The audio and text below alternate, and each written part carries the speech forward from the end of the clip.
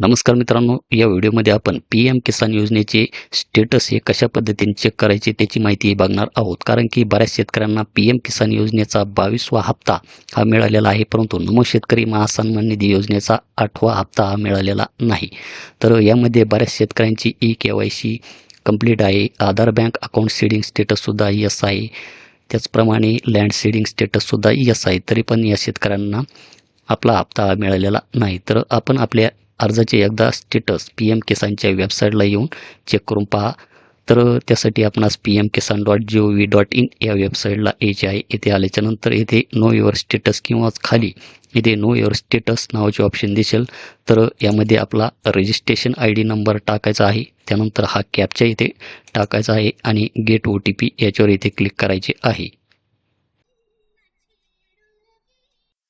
त्यानंतर अशा प्रकारचे पेज आपल्यासमोर ओपन होईल. तर येथे पर्सनल इन्फॉर्मेशनमध्ये आपली जी काही वैयक्तिक माहिती आहे ही माहिती आपल्यास येथे दाखवली जाईल.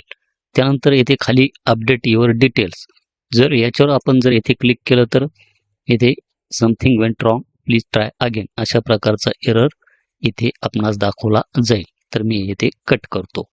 त्यानंतर येथे अपडेट युअर डिटेलच्या खाली आपणास येथे eligibility status land seeding status yes आहे. ई-के-वाय-सी स्टेटस यस आहे. आधार बँक अकाउंट सीडिंग स्टेटससुद्धा यस आहे. आणि ई-के-वाय-सी कंप्लीट केल्याची जी काही तारीख आहे तर ती 15/2/2022 येथे दाखवली जात आहेत. तर या शेतकऱ्याचे लँड सीडिंग यस आहे, ई-के-वाय-सी यस आहे आणि आधार बँक अकाउंट सीडिंग स्टेटससुद्धा यस आहे. तर हे जे काही स्टेटस आहे तर या स्टेटसमध्ये आपले सर्व यस यस यस असेच असायला हवे. जर या स्टेटसमध्ये आपले लँड सीडिंग नो असेल किंवा ई-के-वाय-सी स्टेटसमध्ये नो असेल तर आपणास तो जो काही पी-एम किसान योजनेचा 22वा हप्ता आहे हा 22वा हप्ता मिळालेला नसेल. त्यानंतर आपण इथे खाली पाहू शकतात की लेटेस्ट इन्स्टॉलमेंट डिटेल्स.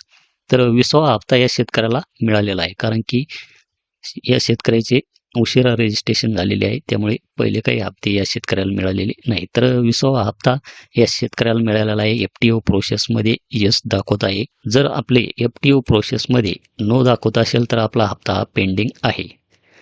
त्यानंतर येथे पेमेंट स्टेटसमध्ये आपण पाहू शकतात की 20 इन्स्टॉलमेंट पेमेंट डन कोणत्या बँकेमध्ये आलेला आहे. India post payment bank UTR number येथे जनरेट झालेला आहे.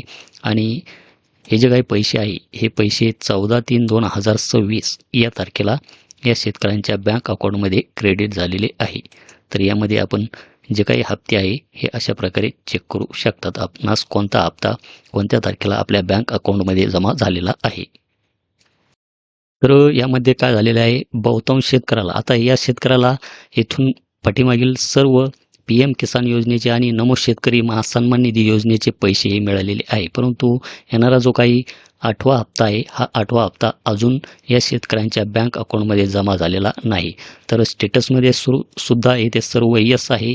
तर नमो शेतकरी महासन्मान निधी योजनेच्या वेबसाईटला जाऊन त्याचे स्टेटस जर आपण चेक केले त्या अर्जाचे तर ॲप्लिकेशन स्टेटसमध्ये आपण पाहू शकतात की येथे ॲप्लिकेशन सबमिशन आहे. म्हणजेच खाली येथे ॲप्लिकेशन सक्सेसफुली रजिस्टर्ड आहे. तारीख 15 डिसेंबर 2025 आणि फंड डिस्बर्समेंटमध्ये आपणास इथे पेमेंट इंटिएटेड अशा प्रकारची माहिती दाखवली जात आहे आणि इथे डिस्बर्समेंट इंटिएटेड. तर काही तांत्रिक कारणामुळे सुद्धा हे जे काही पैसे आहे हे पैसे यामध्ये थांबू शकतात. एखाद्या वेळेस हा सर्व्हरचा प्रॉब्लेम असू शकतो, परंतु हे जे काही पैसे आहे हे 100% या शेतकऱ्यांच्या बँक अकाउंटमध्ये जमा होणार आहे, ज्यांच्या स्टेटसमध्ये अशा प्रकारची माहिती दाखवत असेल तर. तर अशा प्रकारे मित्रांनो आपण आपले पी-एम किसान योजनेचे स्टेटस हे चेक करून पहा.